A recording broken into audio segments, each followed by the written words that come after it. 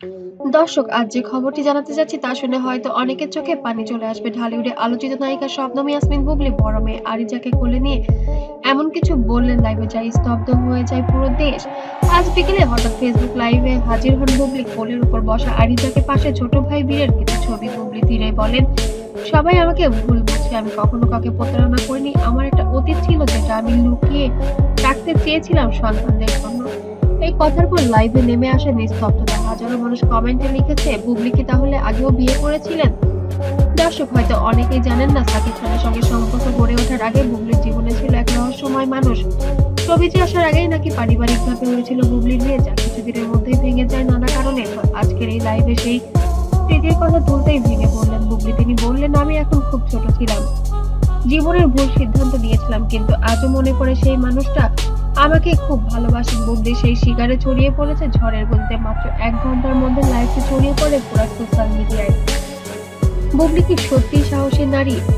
আর কেউ লিখেছে, তাহলে কি সাকিব জানতেন না এই বিষয়ের কথা? লাইভে শেষের দিকে বুবলি বলেন, মানুষ ভুল করে কিন্তু ভালোবাসা কখনো মরে না। আমি শুধু চাই আমার মেয়ে যেন জানে তাদের মায়েরও একটি অতীত ছিল। এরপর চোখের পানি মুছতে মুছতে তিনি যোগ করেন, কখনো কখনো মনে হয় আগের জীবনে ফিরে যাই, হয়তো তখন আমি সত্যিই সুখী ছিলাম। এই কথার পরে পুরো লাইভে ভেসে যায় কান্নার ইমোজিতে। এমন সাহস দেখানোর পরে খুব কম মানুষ সাকিব খান কি বলবেন। কেউ আবার প্রশ্ন তুলেছেন, তাহলে কি বুবলি সেই পুরনো স্বামীর কাছে ফিরে যেতে চাইছেন? অনেকে পুরনো কিছু ছবিও খুঁজে বের করেছেন যেখানে বুবলির পাশে দেখা যাচ্ছে এক অচেনা পুরুষকে। সেই ছবিগুলোও যেন এখন ভাইরাল। বুবলির ঘনিষ্ঠ এক সূত্র জানায়, এক লাইভ দেওয়ার আগে থেকে বুবলি নাকি পুরনো কিছু ছবি দেখেছিলেন। আরিজাকে কোলে নিয়ে বলছিলেন, দেখো মা, তোমার মায়ের একটি সময় ছিল যেখানে সত্যিকারের ভালোবাসা ছিল। এই মুহূর্ত নাকি বুবলির মনকে নাড়িয়ে দেয়।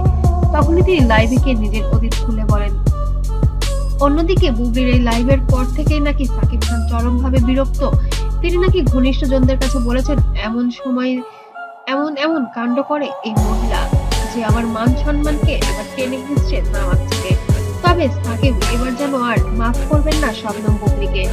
আমি কাউকে দোষ দিতে চাই না, আমি শুধু শান্তি চাই আমার সন্তানদের, আর হয়তো আমার পুরনো নিজের জন্য। এই কথা বলে তিনি মেয়ে আরিজাকে বুকে টেনে নেন। দৃশ্যটা এতটাই স্পর্শ ছিল যে দর্শকরা লিখেছেন, আজ সত্যিকারের এক মাকে দেখলাম।